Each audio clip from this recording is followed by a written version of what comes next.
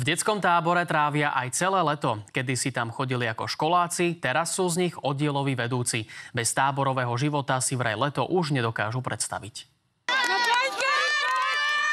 18-ročná Diana takto trávila prázdniny už od 6 rokov. Prvé ako táborník a potom som plynule prešla na funkciu personálu. Teraz tu už pomáha ako oddielová vedúca. Musí zostať v tom košiku alebo v tých reťaziach. Ja si neviem predstaviť leto bez tohto tábora. Dia je veľmi kreatívna, super nápady a je s ňou veľká zábava. Svoj oddiel detí má prvýkrát pridelený aj Bianka. Je to určite hlavne väčšia zodpovednosť, ale je tu takisto aj stále čo sa učiť. Počas letných mesiacov sa v Kisaku pri Košiciach v 5 turnusoch vystrieda takmer 1000 detí. Niektoré sú tu už po 10. krát a možno aj z nich raz budú animátori. Im sa to páči a chcú to skúsiť aj tú druhú stranu, ako to vyzerá z tej druhej strany, nielen ako dieťa, ale aj ako vedúci alebo personál v kuchyni. Chlapci, neskačeme do bazéna a chodíme iba po schodíkoch, dobre?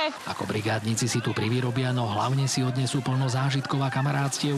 S deťmi sú potom v kontakte aj počas roka. Ako sa deti lúčia, každý si pýta nejaký ten Facebook, Instagram, nejaké kontakty. Chodia aj na návštevy, niekedy sa stretneme aj v meste, pozdravíme si. Traja animátori sa tu s deťmi rozhodli stráviť celé leto. A stále vládu a to sa veľmi teší. Také príjemné prostredie, oddychnem si od všetkého, nie je tu signál hlavne na väčšine miestach. Decka v tábore čaká v auguste ešte jeden posledný turnus a potom si čas na dovolenku nájdu aj ich vedúci. Tak určite si pôjdem niekde oddychnúť.